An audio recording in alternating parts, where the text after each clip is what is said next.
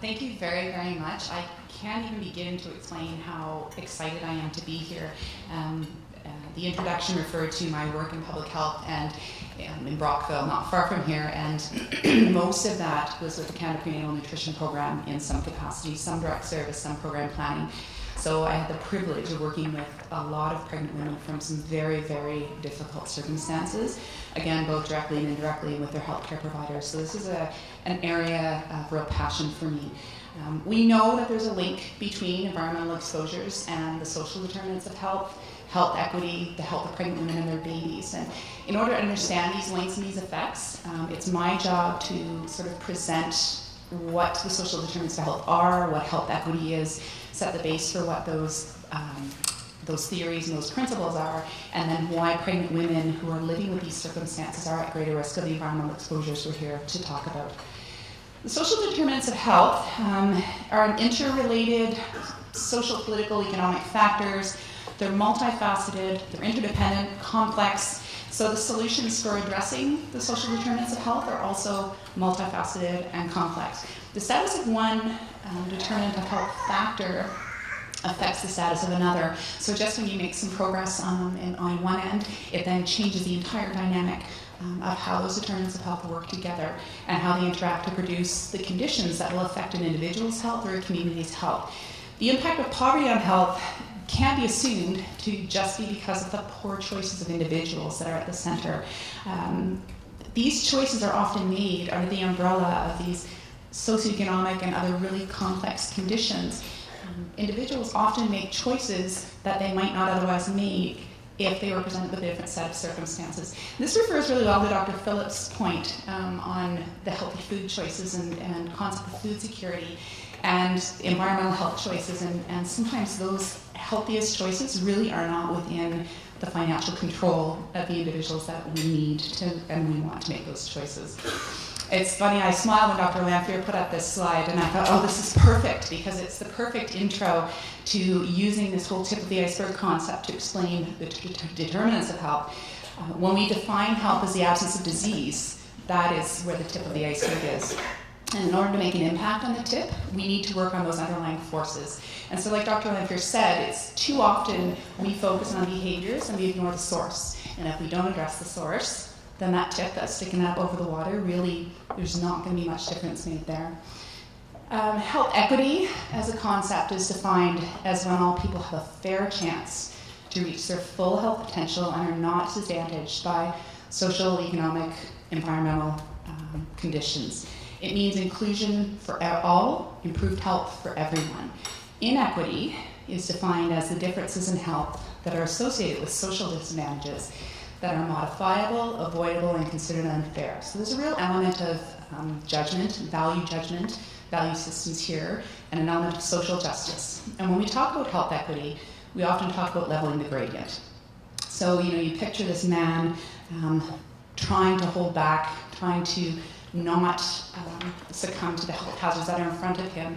But when we focus on individually oriented preventive action, even if we're focusing on it to those disadvantaged or marginalized populations that so need the extra help, it still does not recognize the need to address the broader factors. So if we don't address those factors in the end, the environmental health hazards, lack of education, poverty, if they're not somehow addressed and mitigated as contributing sources, then holding back that heavy ball of health hazards really doesn't get any easier no matter how much we talk to the individual about the choices that they need to make. So having discussed this, we need to kind of ask, are equity and equality the same thing? They're not. Equality is ensuring that everyone has the same resources and the same services to help them be healthy. So when we think about who we are focused on, we are focused on pregnant women. And pregnant women have a goal, and their goal is a healthy baby. Up on that shelf, they want a healthy baby. No matter where they come from, who they are, that's ultimately what the goal is. Equality would be giving them the same services. Giving people the same services does not necessarily put them at equal chance of reaching that goal that's up on the shelf, because everybody starts at a different level. The concept of equity has the same goal in mind. So again, with our pregnant women, we're talking about a healthy baby, healthy pregnancy as well, the ultimate goal being that the baby will be healthy as well. Because everybody doesn't start at the same level, different people need different levels of resources. So you might give one level of resource to someone who's a little bit closer to that goal that's up on the shelf. The boxes that I'm flipping up here, they represent those targeted programs and services that are designed according to need, but also the universal approaches. Because health equity affects every rung of the socioeconomic ladder and every rung of the population, we need a universal approach to address that as well as the targeted approaches. So according to need, someone else may need a little bit extra, so they have an equal chance of reaching what goal it is on the shelf. And again, depending on the level of need, we may need to target services. This is the concept of equity. It's not equal, but it is just and it is fair, and it gives everyone an equal chance to reach the goal. So why does this matter? Why does it matter to prenatal health exposure? Because pregnant women who live in poverty and with the other social determinants of health factors are at risk of poorer health outcomes than the more affluent counterparts. So their unborn children are at greater risk as well. Life expectancy, risk of health problems of babies that are born to a less affluent neighborhood or in states of poverty are much greater than babies born to mothers who live in more affluent neighborhoods. Inequities in the prenatal period lead to inequities that accumulate over the lifespan. And there's a cumulative, synergistic type of effect. Things that happen early, even if you address it early, if things happen also later, there's a cumulative and progressive effect. Having good prenatal care that begins early and continues throughout pregnancy is an important start. But we know women who live in poverty, for example, have are more likely to have delayed prenatal care, so less likely to have early prenatal care, and less likely to have adequate prenatal care. So even if you look at sort of the adequacy of the care that they're accessing, they're less likely to have that. So not only is a healthy pregnancy important, though, the early years, prenatal to 5, have a strong influence, and that kind of lays the foundation for the rest of their life. So, we need to look at pregnancy and the whole life course trajectory of the child and ask, what if the conditions or supports that had been available at earlier stages had been different? And that's what's really going to dramatically change the life course outcome for pregnant women and her babies. And this is me. I think the PowerPoints are going to be shared, are they? Yes, sorry, I forgot to mention that, yes. No, it's okay. I just wanted to let people know this is where my contact information is, and there's more slides following to explain National Collaborating Centre and where we are. But I'm not going to take up my time to do that here. So thank you very much. So I'm a health geographer, and I am going to resist the temptation to show maps, which is one thing that health geographers do. And I certainly do that. And but because the purpose of this is a night talk, I'm going to say some things that are more about arguments and provocations for subsequent discussion amongst us all, and around this idea of inequity. And so I think it's great to be able to follow the excellent points made by Diane around sort of the definitions of inequity. And my take on is going to sort of be along the same lines, but really trying to help us to think about how are we in this room, both as professionals and as parents and as Canadians, in this picture of equity. So I've taken children's environmental health to the bank. And I think my first slide probably echoes a lot of things that have already been said. It's important that we understand when we're looking at prenatal health to take a big picture perspective. We have ample evidence, and I think that we've heard today across a number of environmental health risks that children in poor and minority families are disproportionately exposed across the gamut.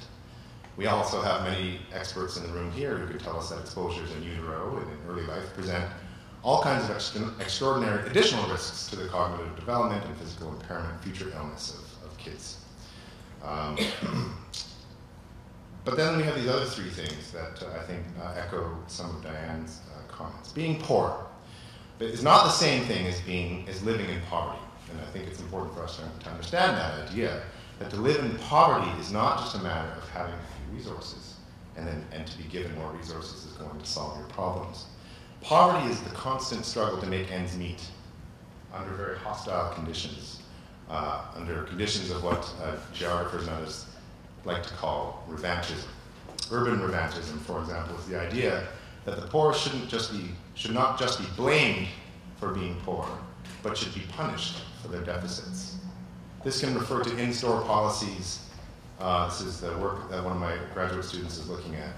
In-store policies at grocery stores that criminalize Indigenous women because they have a reputation for being petty thieves. And they are, and oftentimes because they're forced into petty theft as a consequence of chronic food insecurity. Itself caused by, in part by, insufficient social assistance. Just trying to figure out how to make this thing scroll. Error. Is there? Okay. I have too many notes on one slide. Oh, I see. Oh, that. Oh, do I do that? Oh, look at that. Okay. Great. Where was I? Poverty. That same shortfall also forces these women to accept housing and environmental conditions in neighborhoods that place them and their families at greater risk. Exclusion. Exclusion from opportunities that most of us take for granted.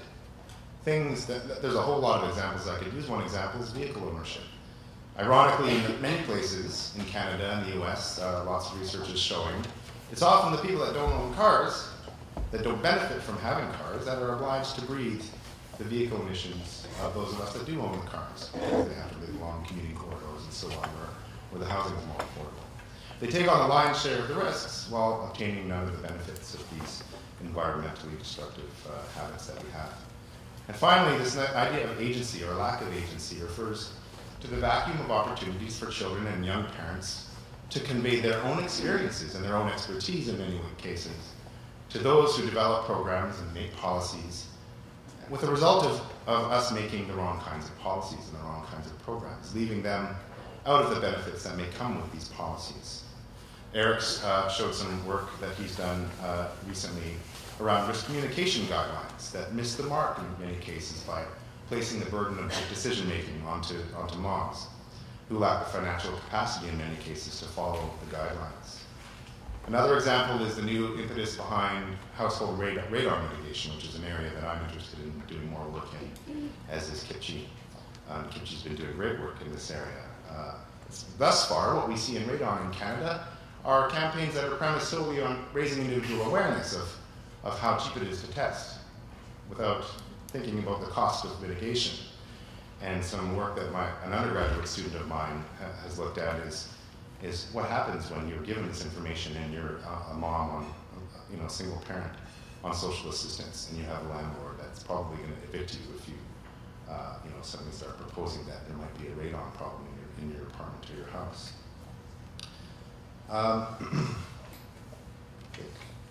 So that stage set, my encouragement is for us to think about how we think about inequity in our own lives and our own practice. And I think that there are two models that we can conjure up, that I've conjured up, as to how we do or how we think. The first way of thinking is probably the one that most people subscribe to. It's what I call the normative model. And it's this idea that we have this plane of normality.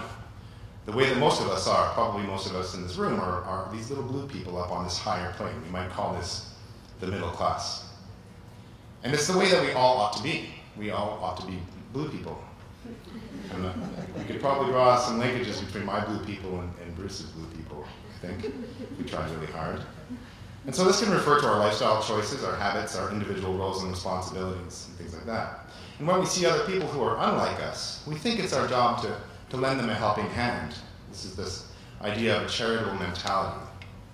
And this mentality of lending a helping hand is what we see in a lot of sort of health equity work and a lot of social welfare policy. We fix ourselves on trying to fix these people, not only through charitable giving, but programs and policies that try to provide direct and indirect supports to educate and help people to become healthy and make healthy choices. But what this model misses is the ability to problematize the rest of us. Those of us that are on this higher plane are given a free pass. We're not scrutinized as maybe perhaps being part of this equation or part of the problem. We don't think that how our own lifestyle choices, certainly dependence on consumer products, may somehow be related to or even causal of the conditions of other people. So this is what I propose, this other model of thinking about health equity, which lines up really well with the gradient that Diane presented. It's what I call the critical realist view of inequity. And so it makes a subtle shift here. It shows the model of inequity as a social gradient Not only is this gradient made steeper, the more of those determinants that you pile up and make it harder to push that ball up the hill. But we're all on this same gradient. That's the difference here. By putting us all on the same gradient, it puts us in direct relation with each other. We're all part of the same equation. It highlights how, in many cases, it's the happy blue people are often active in maintaining our own position, that we are somehow complicit in the injustice that is the gradient. And the WHO Commission on the Social Determinants of Health has stated outright in the 2008 report that reducing the severity of social stratification is the single most important health intervention we can make to resolve health inequities. And there's nascent evidence that supports, that we're seeing more and more in the year 2014 as we move to 2050. More support for redistributional policies that have long been sort of reviled and discounted. Again, I'm having trouble with PC here.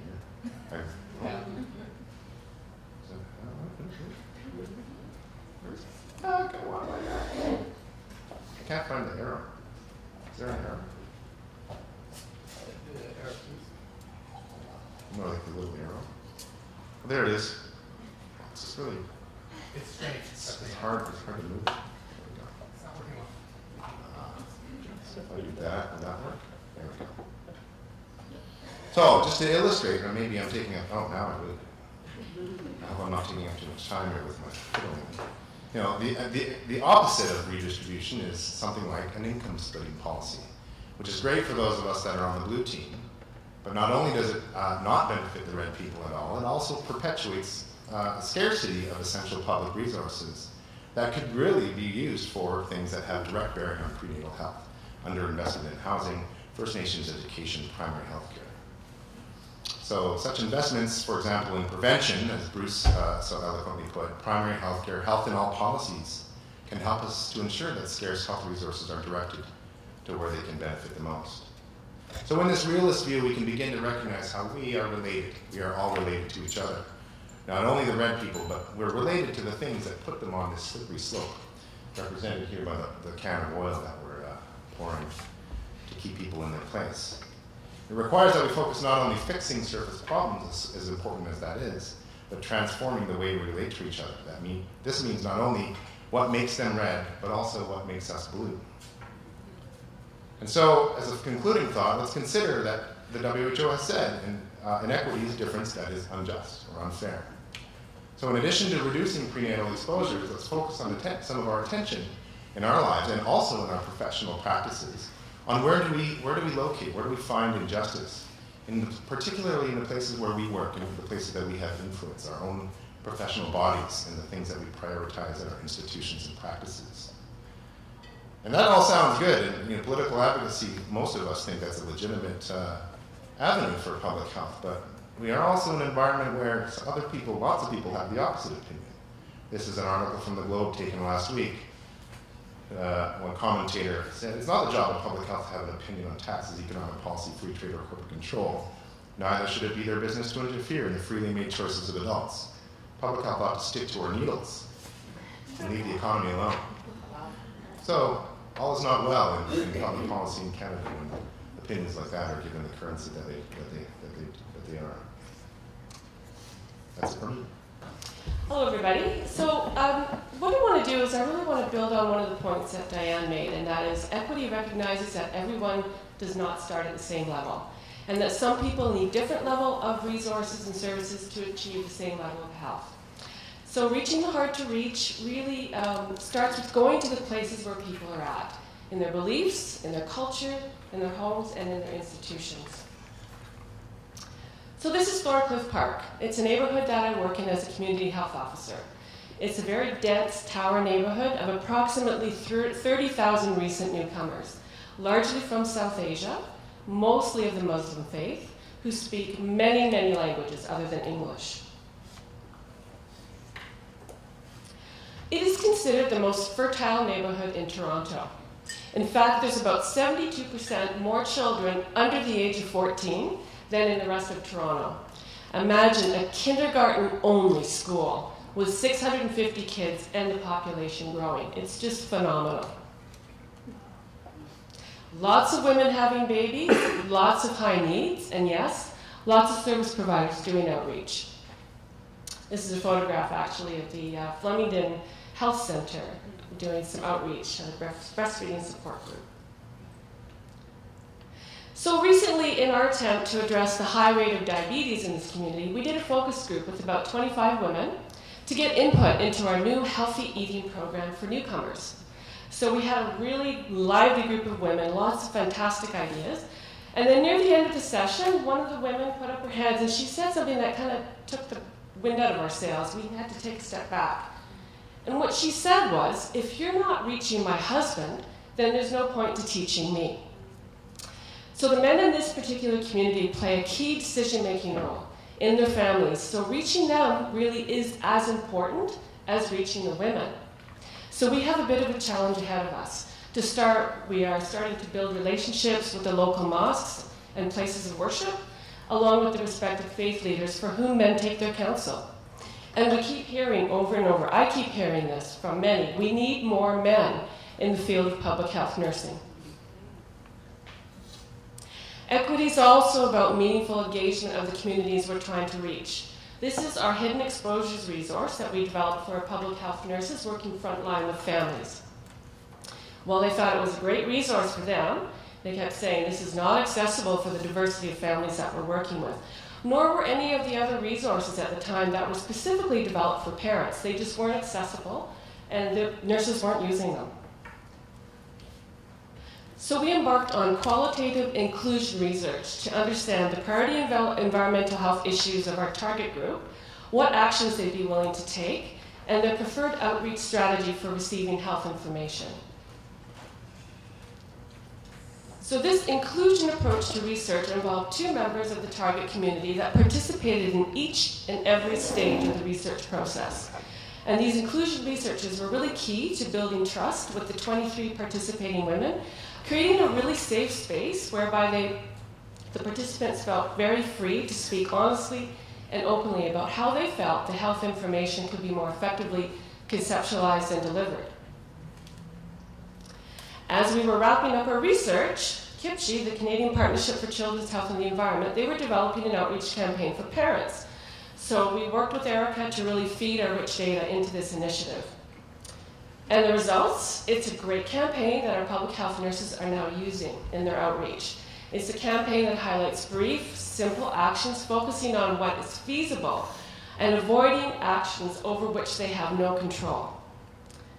However, what happens to outreach when the messages are not being reinforced or even necessarily supported by the medical doctors that these clients are seeing? It presents a huge challenge for our nurses, kind of undermining their credibility, and the confusion for the clients as well. So reaching the hard to reach, it's not only about the barriers we face related to income, culture, and other social determinants of health, but also the barriers inherent in long-standing establishments and institutions. And finally, equity is about acting based on lived experience. And I want to credit this segment, this is my final segment, to 2 colleagues who did this study to answer 2 questions. How does living on a low income affect what parents do to promote the children's health and development? And what policies, programs, and services are needed to support them? Cameras were given to participants, so what follows are quotes and photos of their lived experience. So I'll read them out. Not enough space for toys or activities. They can easily bump into things and hurt themselves, and they feel bored. It needs repair, but it's not being done. That's his crib. Right now I can't afford to buy him a bed. He sleeps with me. Or I just put a mattress on the floor, and we all sleep there, just for safety. We don't have enough money to make it safe. Safety gates and things like that usually go on the same day at secondhand stores. I was told to check daily, but I have to take the bus to get there, and it's kind of expensive to take the bus every day. The next 3 slides are the voices of the women who actually took these photos. If I can. I just wanted people to see, like, what it's really like.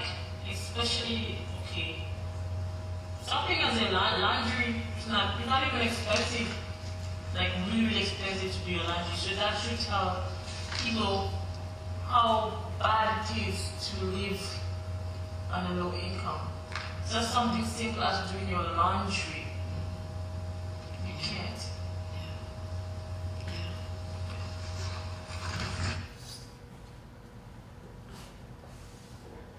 I was really afraid because when my boy was a baby, I was afraid that the mouse would go over his face or would harm him or something. And at night I would wake up and I would see that cockroaches are going up his bed, and I would scream to wake up my husband because I was afraid that the cockroaches would go inside his ear or something. It was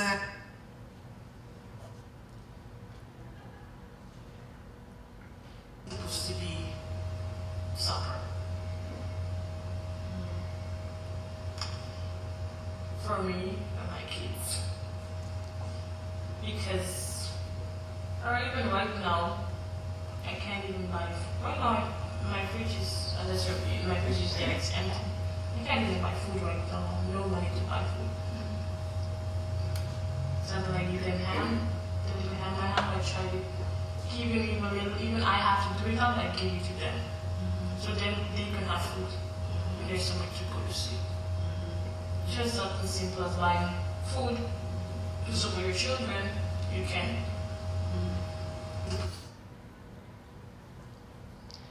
So understanding the complex layers of people's lived experience, culture, and community really starts us on the road to addressing these health inequities, but ultimately reaching for systemic change anchored in the social determinants of health is what's needed to really get us to where we want to go.